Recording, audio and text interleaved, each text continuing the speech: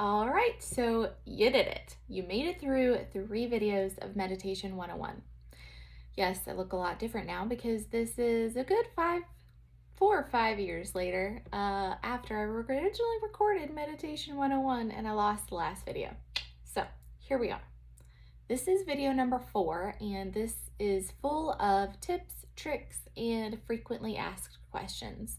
So a lot of the questions that I receive are, number 1, do I have to sit when I'm meditating? And the answer is no, you don't have to. But what I will tell you is if you want some of those physical symptoms to be relieved that you may be experiencing, like inflammation, like diabetes, like pain, you do want to sit. And you want to sit up straight because you want your spine to be as straight as possible. And the reason is we don't really take time to breathe slowly, deeply, fully this day and age. So the more that we sit up straight, we straighten our spine, we take deep, big breaths in and out, we are able to lessen our inflammation. So that's why I like to say, please don't lay down all the time when you're meditating, because that benefit is huge. It's an unbelievable, beautiful benefit to meditation. You coming up here, kitty cat? If you are a frequent viewer of any of my videos, then you know that Spooky absolutely loves to come make an appearance on my videos. So I'm imagining she'll jump up any minute now. So that's one of the first questions. Secondly, yeah, you can totally lay down during your meditations. It's not going to ruin your whole experience. Always her tail. But I really like for people to focus in the beginning on either standing up and doing a walking meditation, which we'll get into in a minute, or sitting up so that you can be awake and so that you can receive that breath. What is the word? The benefits of getting that breath all up and down your body. So that's the one thing. Now, secondly, if you are into sleep meditations, I think those are wonderful, but I do want you to meditate other times during the day. And like I said in previous videos, for me, it's great in the morning because especially when I was training my brain was still asleep in the morning, so was my ego. So waking up early was great for connecting to my intuition. It was great for my brain not throwing me 1,000 thoughts, right? So I highly encourage you to sit up in the mornings and meditate as soon as you get up. But now with the sleep meditations, those are also super wonderful. Not only do they help you fall asleep faster, but I often find that I'm able to stay asleep longer because they get me into a deeper REM cycle where I can actually stay asleep. They put me in more of like a delta brainwave. Now, the other questions that I typically receive is, I tried meditating, but I couldn't quiet my mind. Okay, well, let's take a deep breath here. Now, be honest with yourself. How many times have you tried meditating? Was it just a couple times? You're not going to master this just by doing it a couple times. If you play an instrument, did you master it within 2 or 3 times? No. Did you learn how to drive a car 2 or 3 times? Probably not, especially if it's stick shift. Some of us still haven't learned that. I haven't learned that.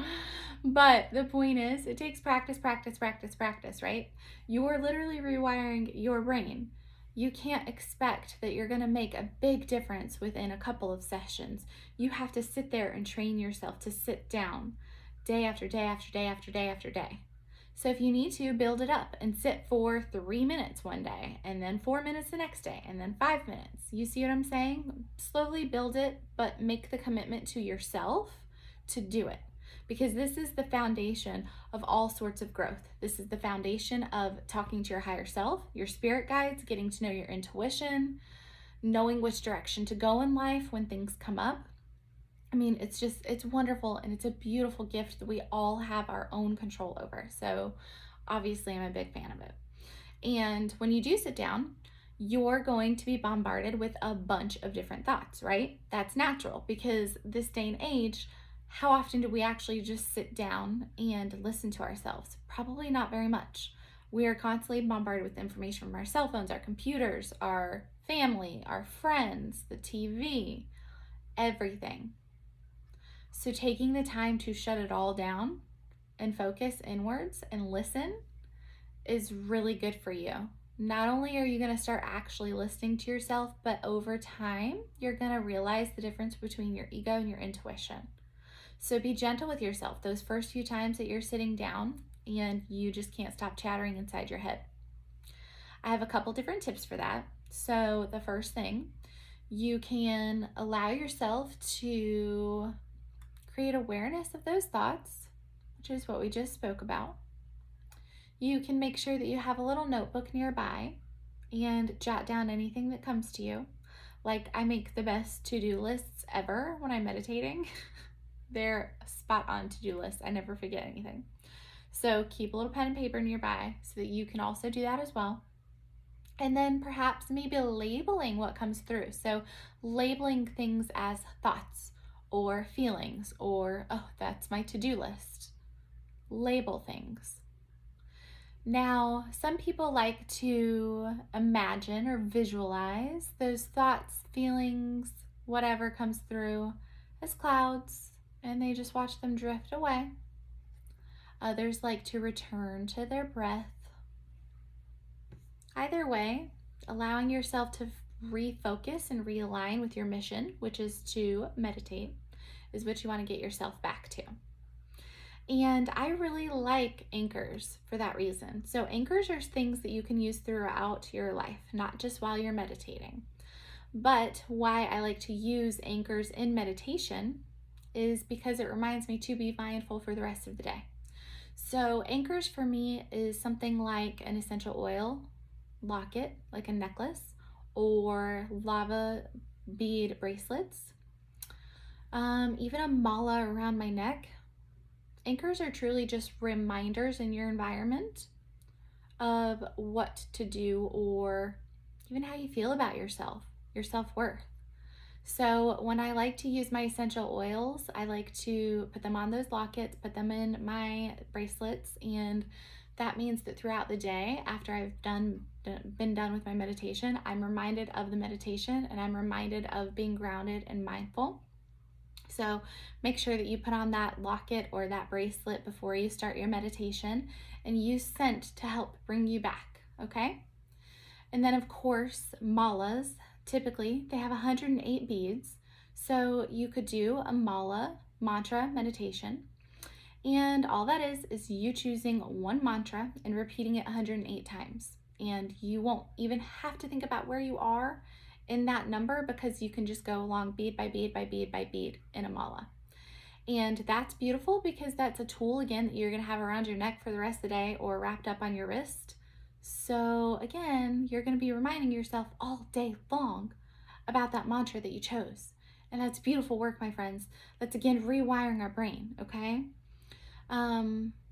Let's see if I have any other thoughts about anchoring. That's pretty much it for anchoring. Now, my other suggestions are non-traditional meditations, okay? So I just went over the mantra meditation. That one's great. Walking meditations are fabulous, especially if you have kids. You can walk and count how many steps, walk and count how many trees. During the fall, you can count how many yellow leaves or orange leaves or red leaves you come across, or you can count how many of your favorite flowers you find on your walk. If you live by the beach, you can count how many ocean waves, how many of a specific colored seashell, something that really focuses your mind during that walk.